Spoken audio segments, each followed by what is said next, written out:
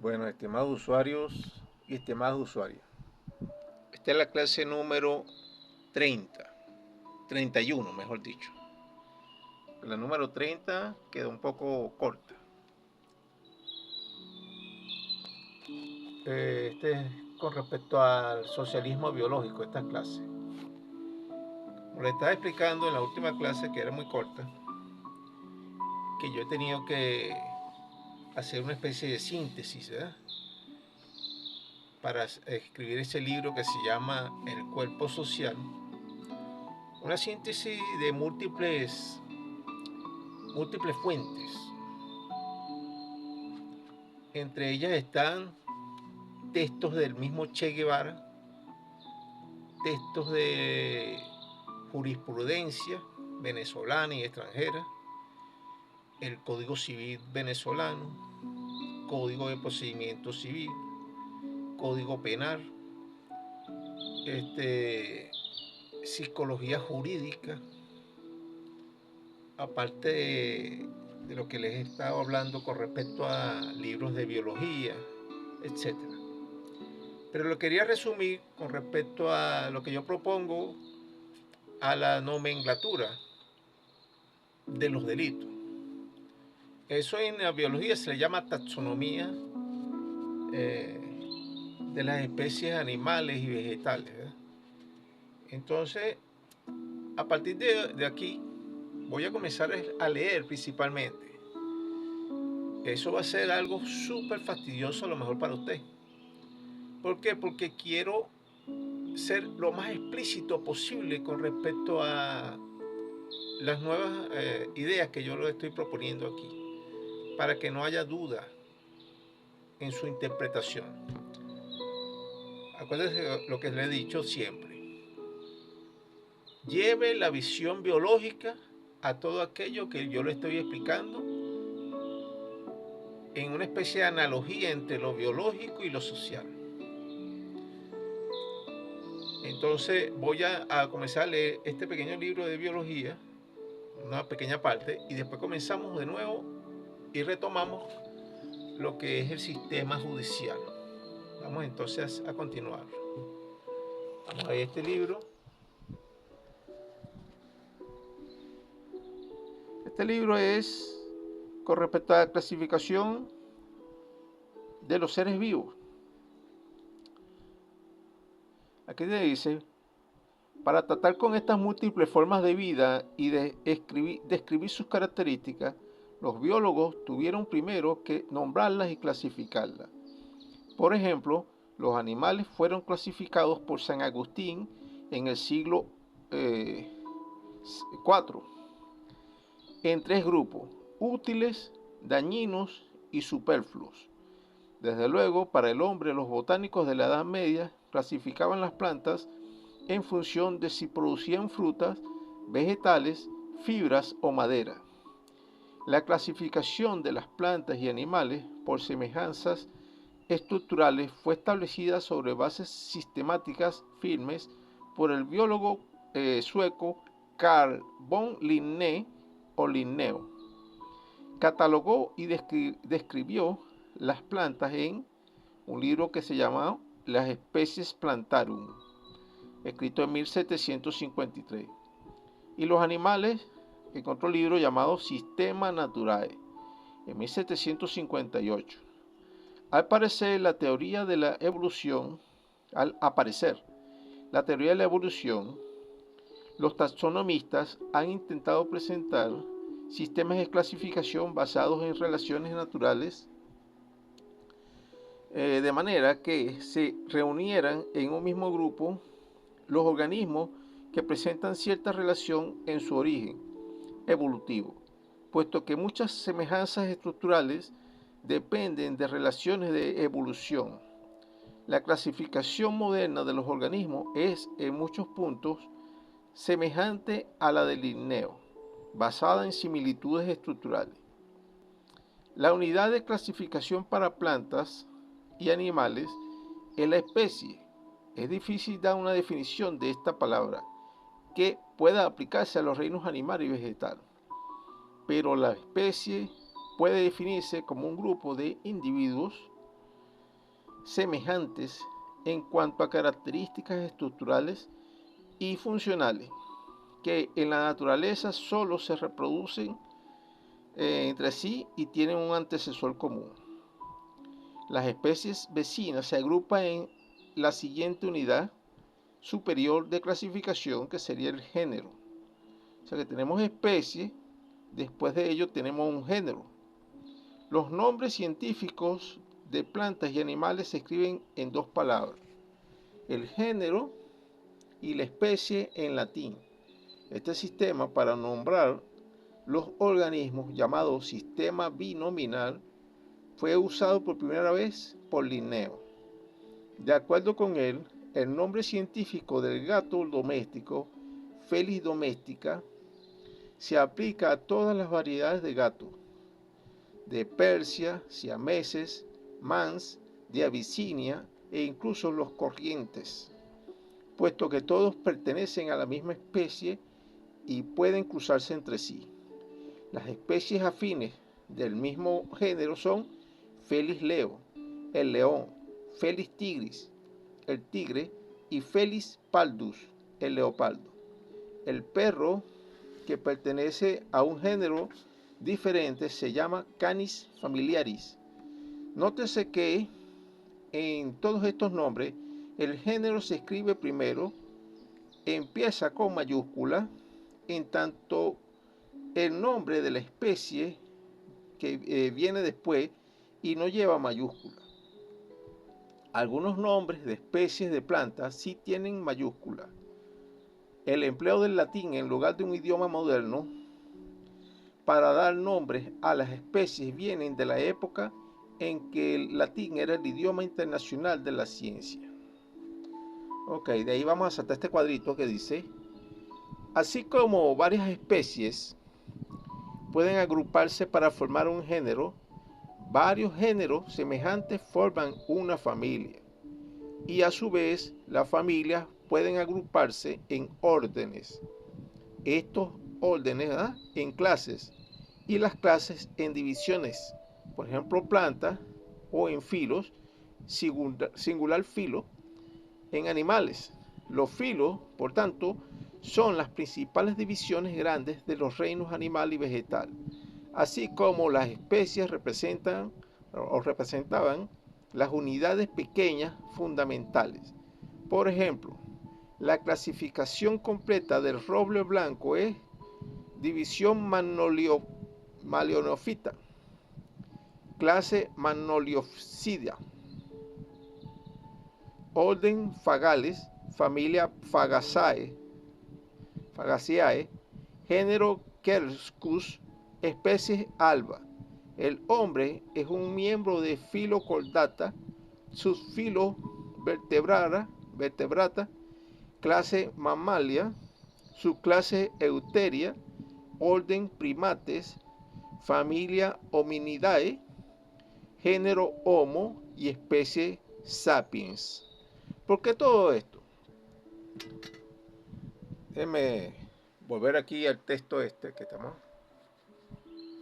¿Por qué todo esto?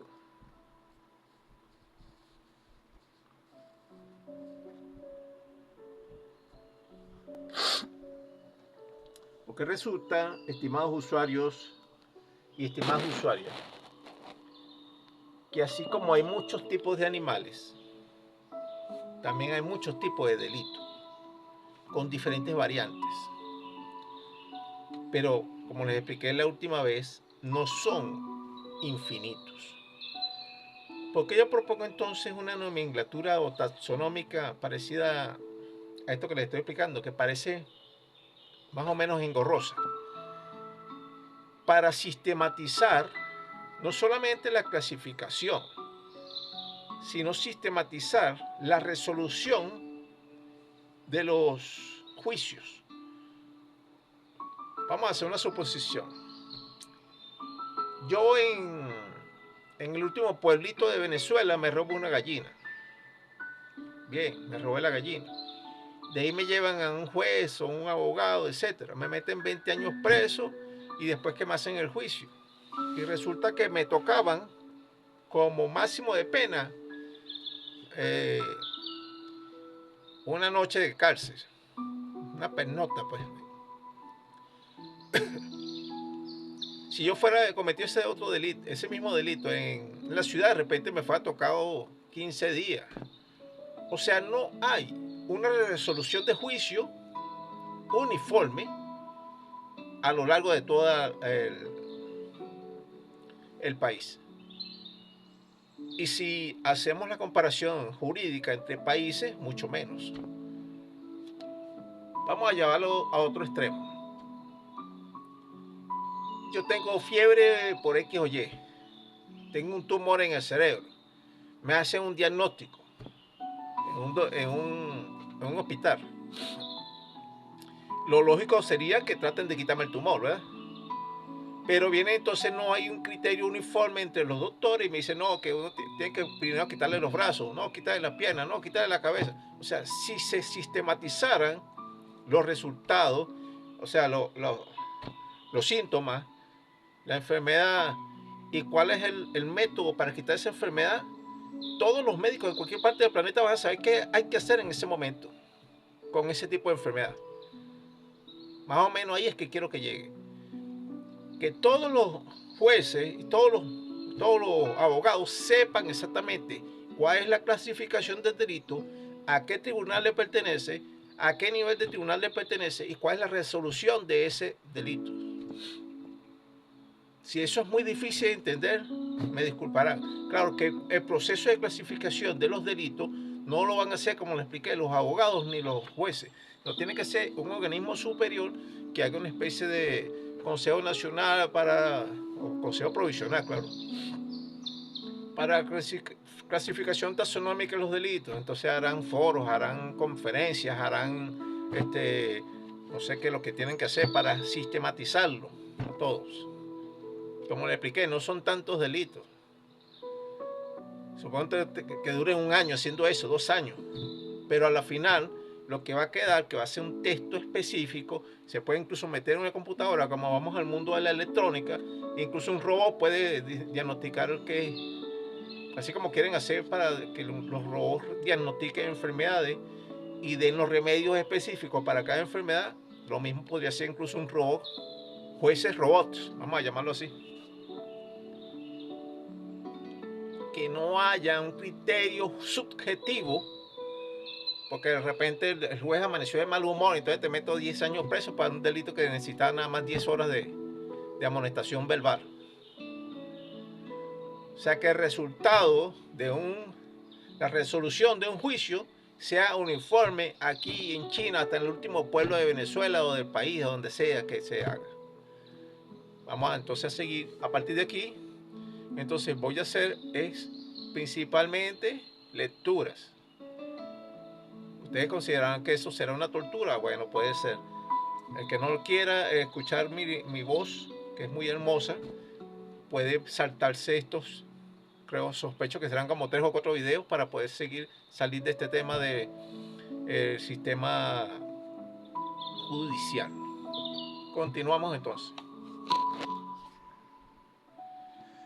Entonces estamos hablando de la detención arbitraria. Artículo 480 de la detención arbitraria, conceptos y definiciones. Se entenderá que una detención es arbitraria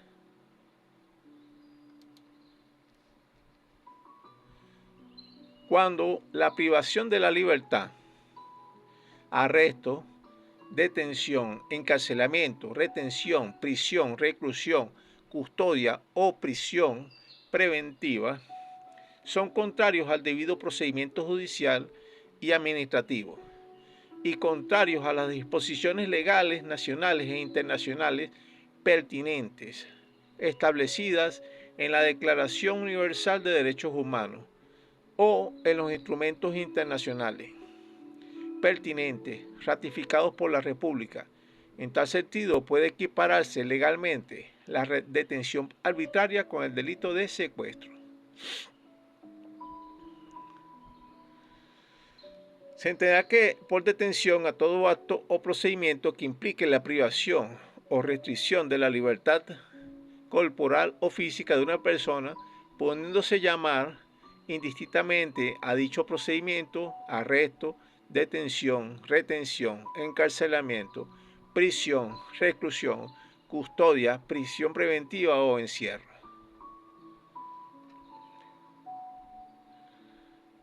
Se entenderá que una detención es arbitraria cuando es evidentemente imposible invocar base legal lógica o correcta alguna que justifique la privación de la libertad personal, como por ejemplo el mantenimiento de una persona en detención tras haber comprobado su inocencia, tras haber cumplido la pena o a pesar de una ley de amnistía que le sea aplicable.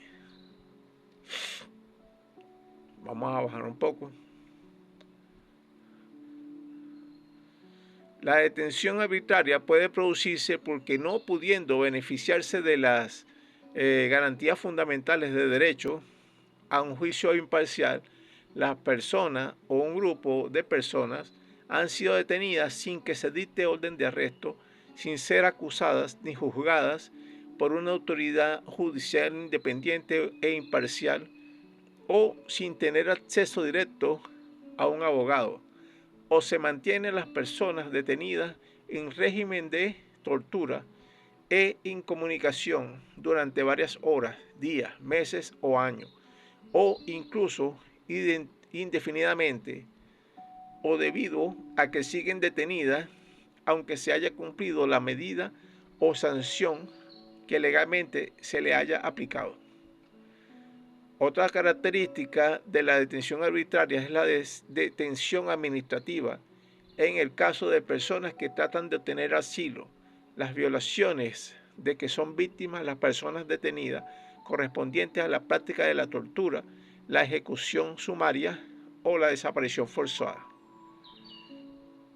La detención arbitraria puede incluir tratos crueles, inhumanos o degradantes, lo cual debe interpretarse de manera que abarque la más amplia protección posible contra todo lo que contra todo tipo de abusos, ya sean físicos o mentales, incluido que la priven temporal o permanentemente del uso de uno o de varios de sus sentidos normales, como son la vista, la audición o de su conciencia del lugar en que se encuentra o del transcurso del tiempo. En este caso podríamos poner de ejemplo a Guantánamo, ¿verdad? Ahí donde están unos presos desconocidos, nadie sabe quiénes son, nadie sabe por qué están ahí, no tienen juicio de nada, los tienen una tortura psicológica continua, no se sabe por cuánto tiempo van a estar ahí, la incertidumbre total, pues ese es el limbo jurídico. Y la humanidad, porque vamos a llamarlo de forma general, la humanidad calla. O sea, no hay nadie que diga absolutamente nada, ni que intervenga, ni haga absolutamente nada por esa gente. Vamos a seguir. Ahora, de los procedimientos en caso de detenciones arbitrarias. Este es el artículo que yo propongo, el artículo 481. Acuérdense que cualquier persona en cualquier momento, vamos para que me vea mejor, cualquier persona en cualquier momento puede caer en una detención. O sea, ese es como un accidente, pues. A cualquier persona le puede suceder. Usted, por muy normal que sea, en cualquier momento puede caer preso o puede tener algún tipo de problemas legales por X o Y o cualquier circunstancia. O sea que es bueno que aunque a usted le fastidie un poco esto porque es mucha lectura, preste aunque sea un poquito de atención. Seguimos.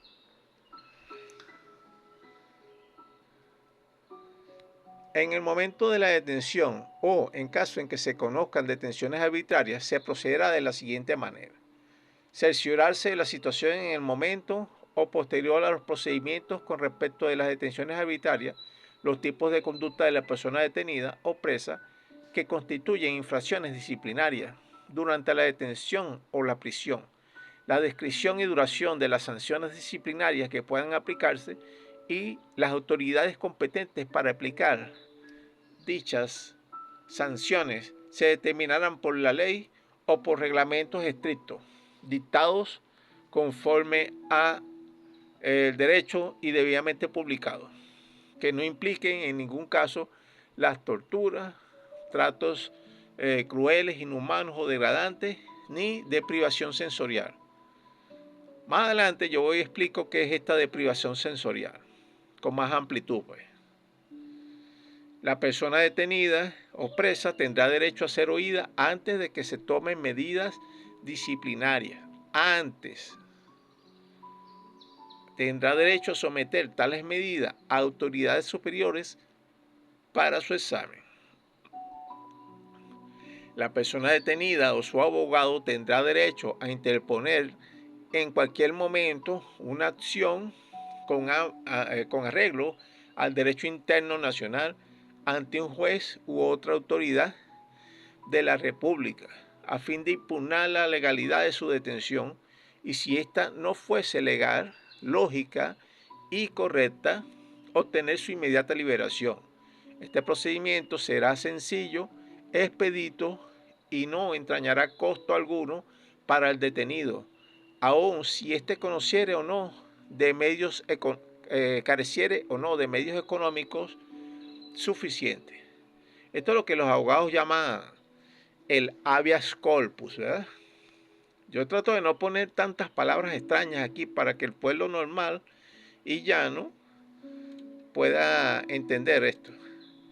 La autoridad que haya procedido a la detención llevará antes de las 6 horas, sin demoras injustificadas, a la persona detenida ante la autoridad encargada del examen del caso, para que entienda de los actos, daños, omisiones, delitos u otros procedimientos legales. Esto es lo que le llaman en la justicia un tribunal de alzada. O sea, estimado usuario y estimado usuario, yo que he tenido que entrar, aunque sea levemente, al mundo legal, como le expliqué, yo no soy abogado, ni soy jurista, ni nada, pero ahí están los libros, como decían antes, los libros no muerden.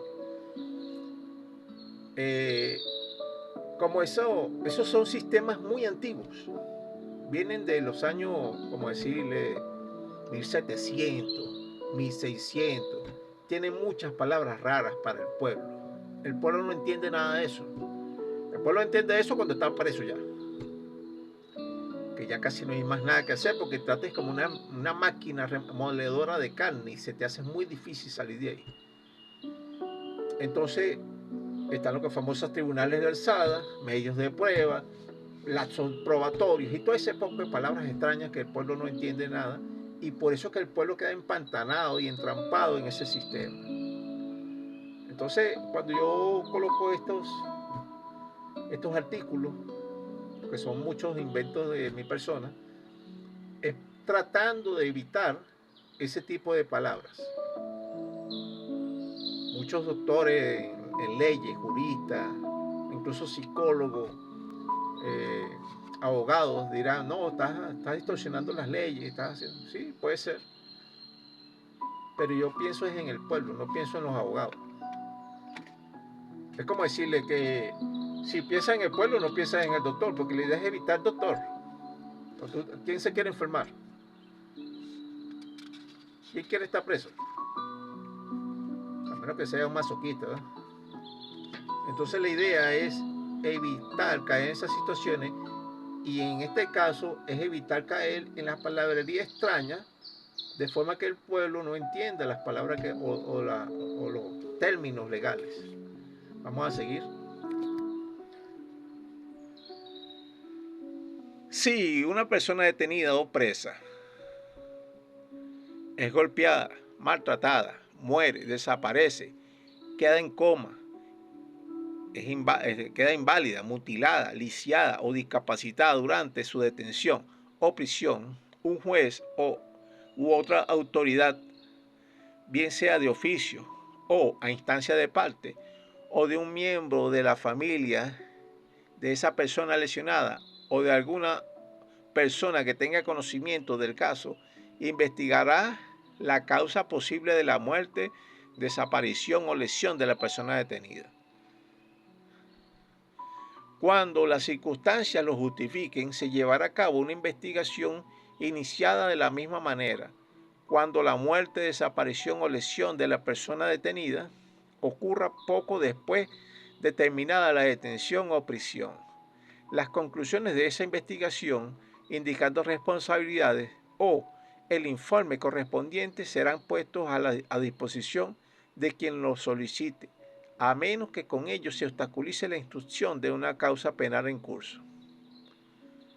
Esto no tiene mucho comentario que le pueda hacer. Vean estos animalitos, son unas ardillas, una madriguera recién nacida, o sea, jóvenes. Ok, se presumirá la inocencia de toda persona sospechosa o acusada de algún tipo de delito y se le tratará como tal. Acuérdense que estoy hablando de la detención arbitraria. Pero entre este tema pueden haber detenciones legales. Entonces, por eso que coleo esto con respecto a la presunción de inocencia. Se le debe tratar como persona inocente, aun cuando sea sospechoso o acusado de algún tipo de delito, mientras no haya sido probada su culpabilidad.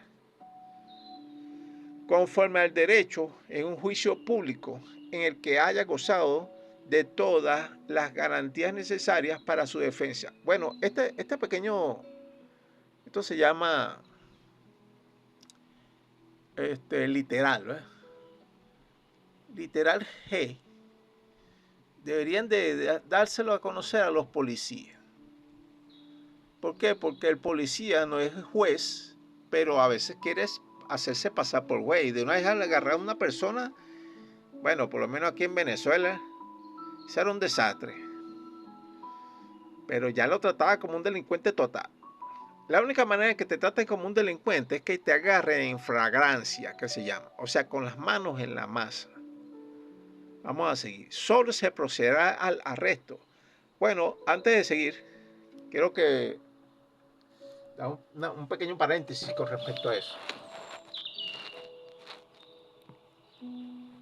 Imagínense ustedes que nosotros supuestamente somos una sociedad moderna.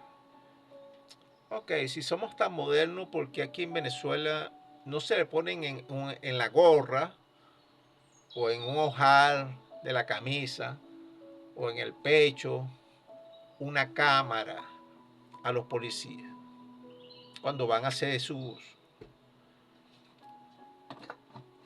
procedimientos policiales? Porque prácticamente a veces es la palabra de ellos contra la del supuesto delincuente.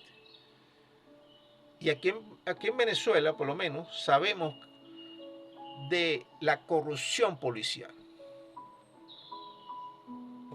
Tenemos años sufriendo de eso. Y se le cambia el nombre a los policías, se le cambian los uniformes, se los mete a hacer cursos, se los pone en universidades, se les hace charlas motivacionales y a la final muchos, no todos, caen en la corrupción. Para evitar eso, usted le pone unas cámaras y que la persona que ve la cámara no sea otro corrupto, claro. Y investigue si es verdad o no, o si fuera un buen procedimiento lo que se hizo de manera policial. Eso permitiría mantener la cadena de custodia. Para el pueblo normal que no sabe lo que es eso, es como la cadena de frío, ¿verdad? Un ejemplo estúpido, pero bueno, vamos a ponerlo así. Usted saca un pescado del mar, de una vez lo mete en una cava con hielo, una cavita pequeña, de ahí lo pasa a una cava más grande, de ahí lo pasan a una cava mayorista y de la mayorista a otra cava para el minorista, el intermediario, y de ahí pasa a un consumidor. El consumidor lo mete en su propia nevera. O sea, se mantuvo la cadena de frío del pescado para que no se dañara, no se pudriera. Bueno, lo mismo debe hacerse con las pruebas de un delito. O sea, debe haber primero ejemplos de lo que es la psicología jurídica.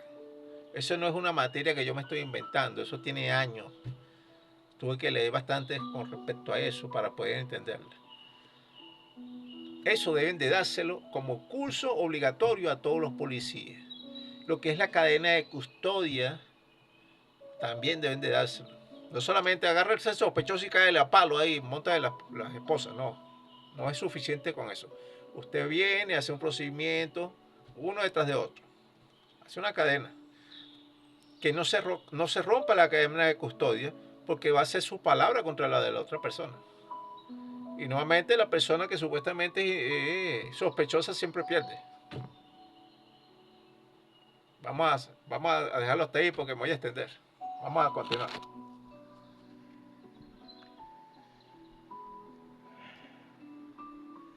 Solo se procederá al arresto o detención de una persona en espera de instrucción y del juicio, y cuando lo requieran las circunstancias y las necesidades de la administración de justicia, por motivos legales, lógicos y correctos, y según sean las condiciones y procedimientos determinados por la Constitución y por la ley. Está prohibido imponer a la persona detenida restricciones que no estén estrictamente justificados para los fines de la misma detención o para evitar que se entorpezcan indebidamente el proceso de instrucción o la administración de justicia, o para el mantenimiento de la seguridad y el orden en el lugar de detención. Para los que no saben, el proceso de instrucción no es que van a ver a alguien que van a estar dándole clases, sino que este proceso de instrucción es cuando se está haciendo el expediente.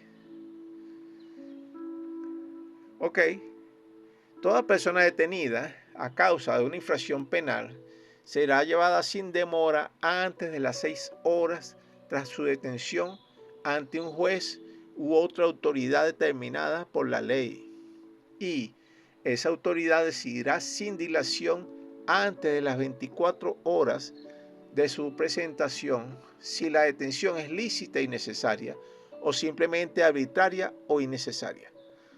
O sea, ¿qué es esto? Yo propongo que, usted agarra a una persona, vamos a suponer incluso que fue en flagrancia, o sea, con las manos de la masa.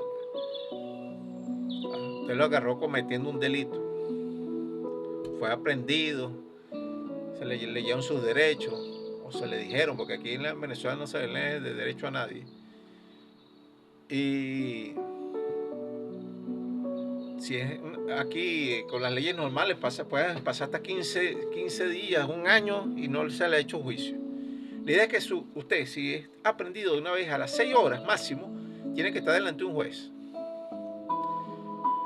Y ese juez, en 24 horas después que se le presenta, él tiene que decir, ok, fue buena la detención, no fue arbitraria, aquí están las pruebas, vamos a empezar entonces a hacerle juicio. No es que se le hace juicio directamente a las 24 horas, pero sí por lo menos se le dice si puede estar preso o no, váyase para su casa.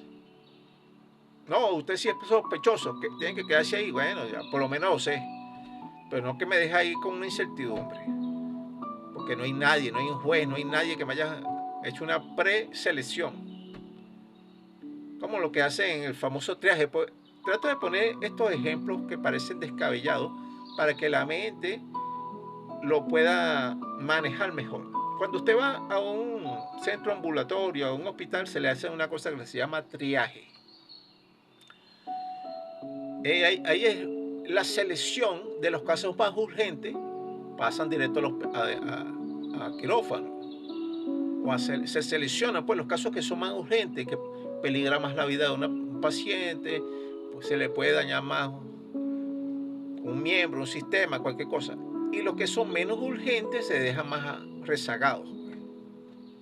Eso es el triaje.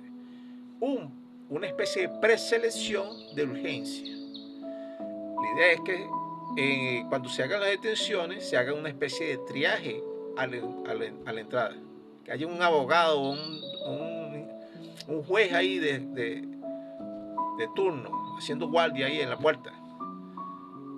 Mira, ¿qué hizo este? Bueno, es sospechoso, ok, pásalo para allá. No, no es sospechoso, eso no hizo nada. Bueno, dele para su casa. Sí, es fácil. Vamos a seguir. Entonces, ninguna persona deberá ser mantenida en detención en espera de la instrucción o juicio, salvo en virtud de orden escrita de dicha autoridad. Toda persona detenida, al comparecer ante esa autoridad, tendrá derecho a hacer una declaración confidencial acerca del trato que haya recibido durante su detención o ante un fiscal de derechos humanos. Esto se hace. Supuestamente se hace, pero entonces cuando hacen esta declaración confidencial le ponen al policía al lado, el policía que le está golpeando se lo ponen al lado para que el tipo no hable o para que la persona no diga nada. Entonces hay que hacerlo como debe de ser. Este es el artículo 482. El derecho de la presunción de inocencia. Se entenderá que toda persona, ciudadano o ciudadana de la República, acusado o acusada de delito, o implicado o implicada en infracciones legales, tiene derecho a que se presuma su inocencia mientras no se pruebe fehacientemente su culpabilidad, incluso aún estando en detención preventiva. Miren esta foto de unas personas en un riachuelo. Estos son de un momento de la guerra de Vietnam. Aquí están los vietnamitas, un bebé, y aquí están unos gringos, echándosela de buenos en esta época. Pero esta gente sufrió bastante en esta guerra. Pero lo que estamos hablando de este lado es que si usted está detenido, mientras no haya un juicio, ¿verdad?, que se diga así, usted fue el que hizo eso, a usted debe tratárselo como inocente.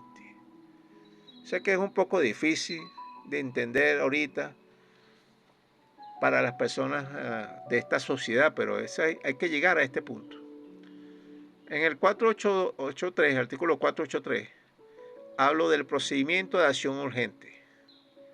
Se conocerá por procedimiento de acción urgente, PAU, a toda aquella acción o proceso que sea necesario para realizar el más mínimo tiempo posible, en el más mínimo tiempo posible, para restituir en la medida de lo posible los derechos consagrados en esta Constitución. Y en consecuencia, el procedimiento de acción urgente estará elaborado para los casos en que haya denuncias suficientemente fiables de que se pueda haber detenido arbitrariamente a una persona y de que la detención puede constituir un grave peligro para la salud, la seguridad o la vida de esa persona. También puede recurrirse al procedimiento de acción urgente en otras circunstancias, cuando el grupo de trabajo del caso considere que la situación justifica un llamamiento a la acción inmediata o a un procedimiento extraordinario.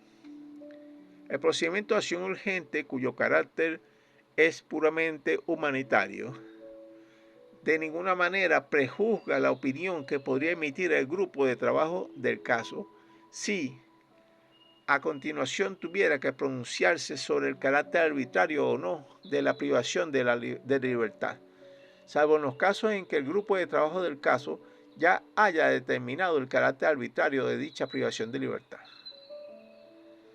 Toda persona tiene derecho a pedir a las autoridades competentes la activación del procedimiento de acción urgente en los casos que sean de su interés, incluyendo la detención arbitraria. Vamos a ir a una pausa musical. ¿Ya? Un momentico para que la mente se disperse.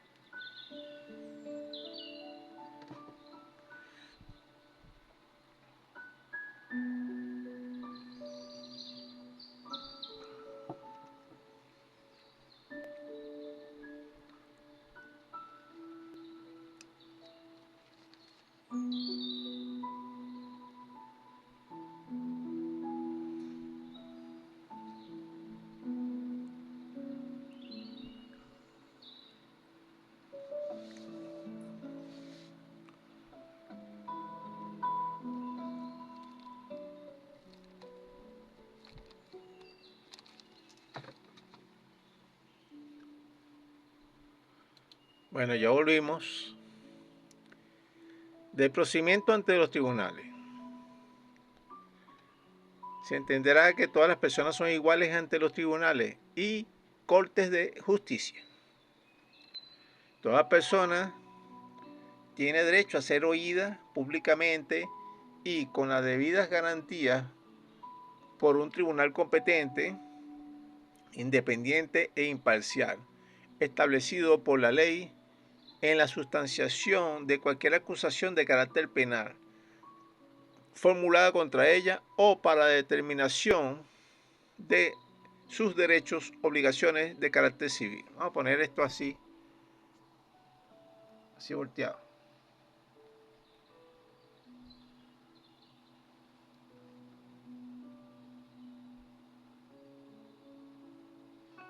La prensa y el público podrán ser excluidos de la totalidad del juicio por motivos de moral, orden público o seguridad nacional en una sociedad socialista o cuando lo exija el interés de la vida privada de las partes o en la medida estrictamente necesaria, en opinión del tribunal, cuando por circunstancias especiales del asunto la publicidad pudiera perjudicar a los intereses de la justicia. Toda audiencia en materia penal o contenciosa será pública, excepto en los casos en que el interés de menores de edad exija lo contrario, o en las acusaciones referentes a pleitos matrimoniales o a la tutela de menores. Está prohibido abusar de la situación de una persona detenida o presa para obligarla a confesar o declarar contra sí misma o contra cualquier otra persona. Esto hay que dárselo a entender a la policía o a los policías, sean hombres o mujeres los policías. Si la persona no quiere hablar o no quiere acusarse a sí mismo, no puede ser obligada a ello. Ahora vamos a hablar de la detención preventiva.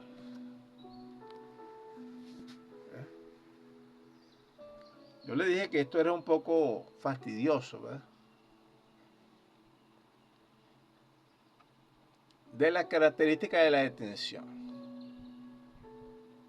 La República, a través de autoridad competente del Estado, del poder público y del poder popular, podrá hacer uso del procedimiento de detención y, en consecuencia,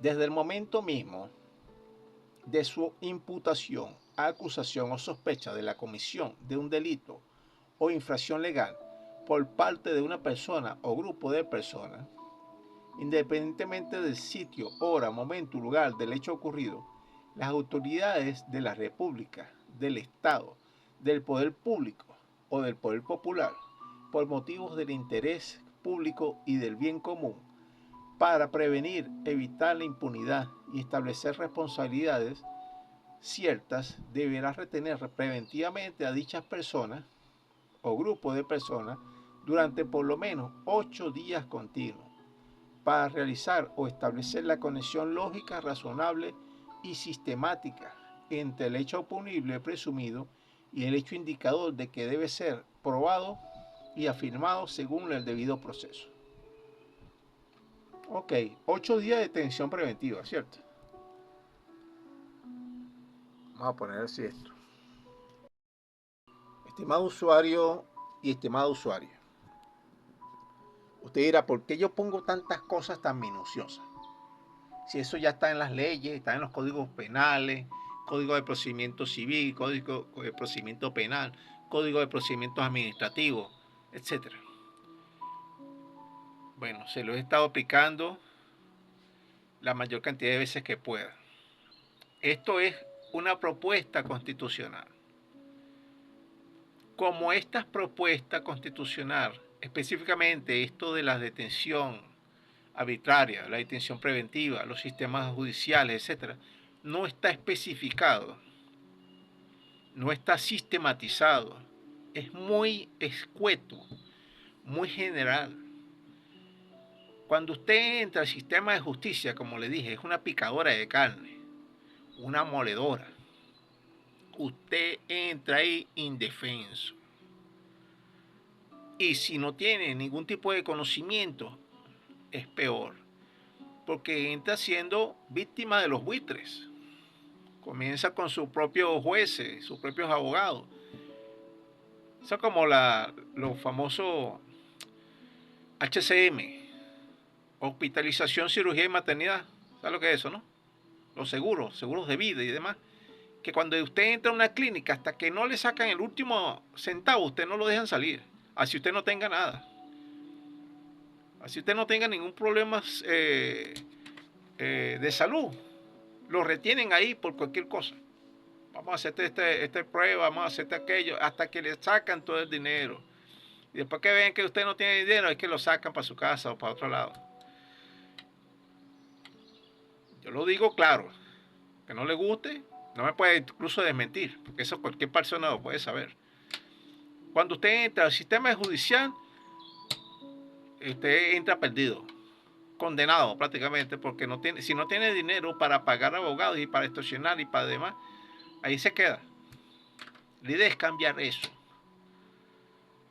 Si usted que se siente víctima o es víctima de esas circunstancias, tiene que apoyar estas cosas. No es solamente criticar, porque yo puedo criticar muy fácilmente, pero si no propongo nada, para eso no critico, porque no voy a cambiar nada. Estas son propuestas para que para tratar de cambiar ese sistema. Vamos a seguir porque me voy a ir por otra parte. A cualquiera a quien se le impute la comisión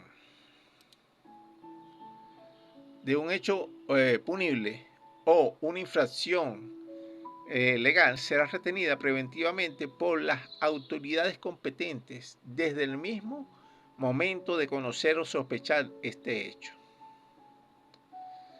Y a pesar de esta retención preventiva, la persona implicada tendrá el derecho legítimo a que se le presuma inocente, mientras no se demuestre lo contrario, y a que se le trate como tal, lo cual implica buena comida o alimentación balanceada, buen trato y alojamiento, acceso al agua potable, acceso a buenos sistemas sanitarios, mantenimiento de un ambiente equilibrado con respecto al frío, el calor y a otros elementos. No sé si usted, estimado usuario, o usted, estimada usuaria,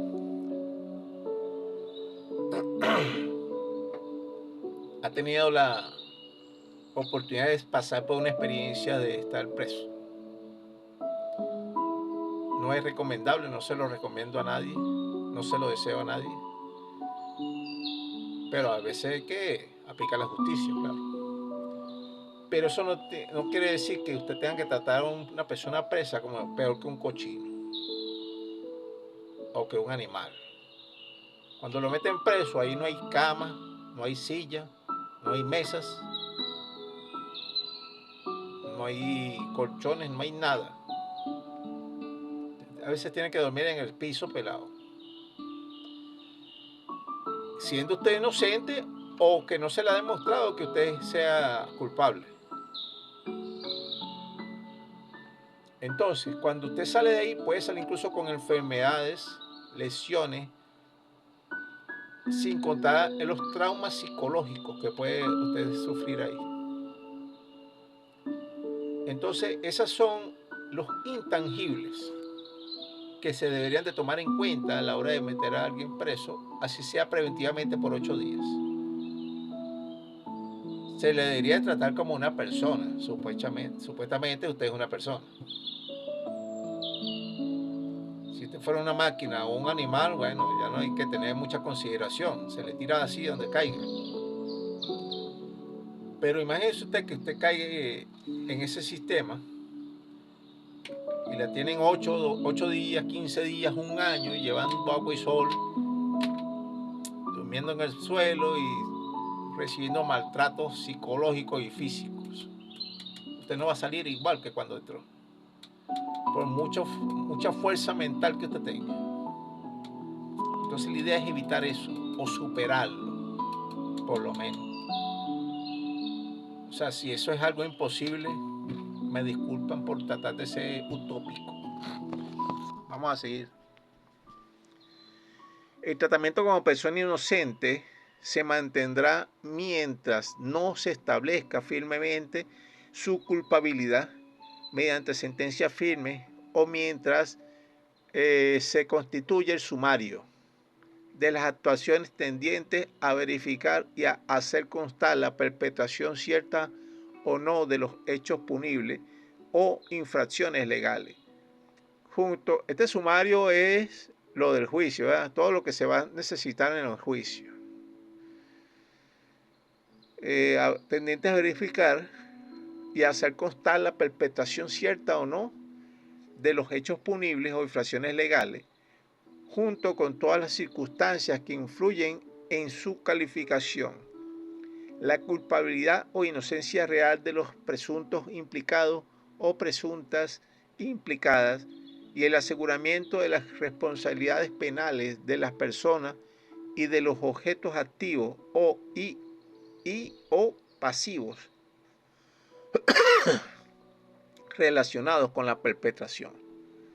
Toda persona se presumirá inocente mientras no se pruebe lo contrario, a pesar de lo cual podrá hacérsele un arresto preventivo, también llamado retención preventiva, hasta el término de las averiguaciones, tratándosele mientras tanto con todo el respeto a la dignidad de su persona, facilitándosele buen alojamiento y buena alimentación y las facilidades para su defensa.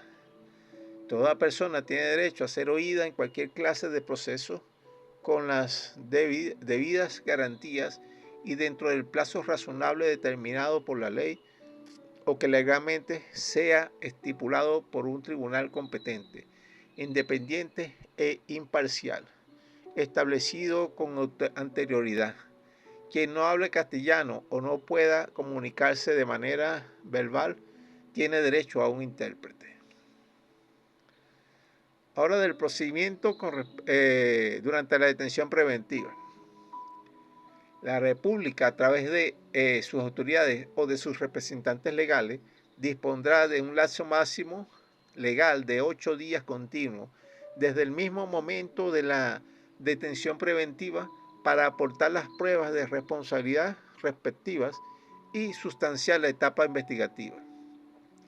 Si y solo si en ese lapso de 8 días, ¿verdad?, no existieran tales pruebas o alegatos, las personas acusadas o implicadas deberán ser dejadas en libertad y resarcírseles e indemnizárseles de manera inmediata por las molestias, incluso hasta de forma monetaria, por el lado de la parte acusadora o de la misma República, los daños y perjuicios que la acusación temeraria le hubieran causado, entendiendo que dicho resarcimiento no podrá ser inferior a 1.000 unidades tributarias por cada día que la persona haya sido retenida injustamente.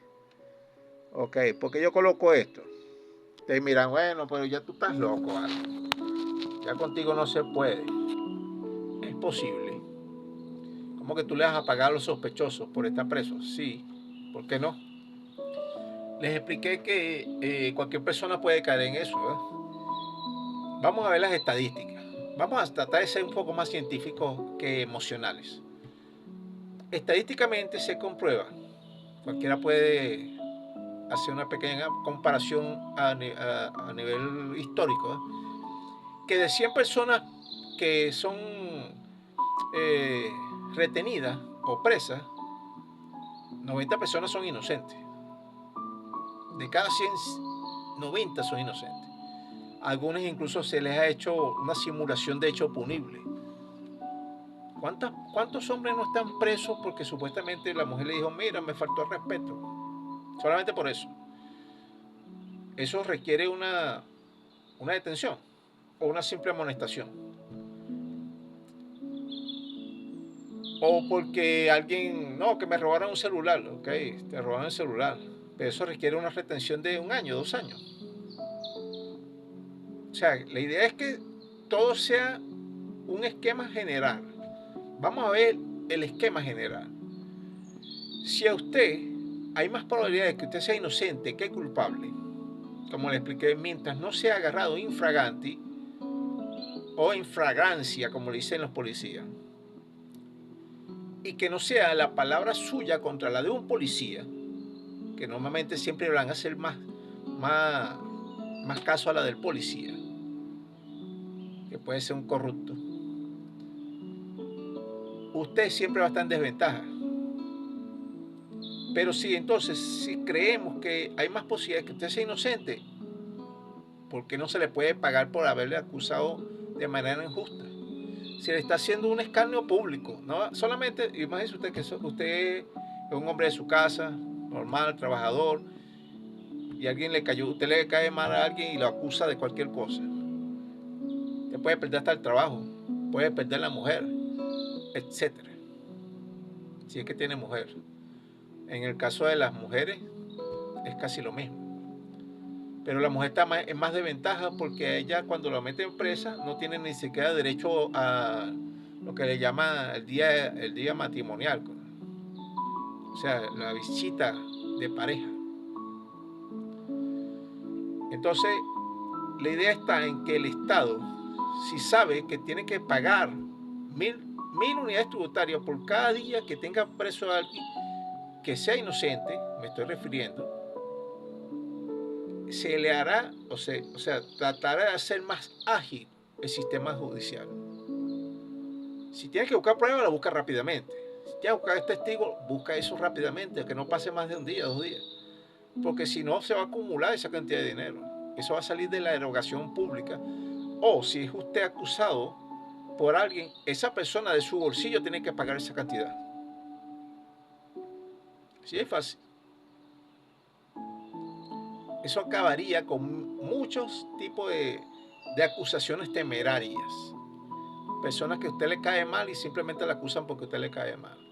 O como esos policías que les gusta sembrarle droga a las personas o decir que cometieron un delito, ese policía también puede o va a tener que sacar de su bolsillo esa cantidad. Para ver si se le quita la maña o la gracia. Vamos a seguir. Estoy hablando demasiado. Ok. Quedan fuera del derecho de ese lapso probatorio en el sentido de que dicho lapso puede ser extendido las personas acusadas de delitos leves, moderados, graves o gravísimos, pudiendo ser por delitos contra la patria,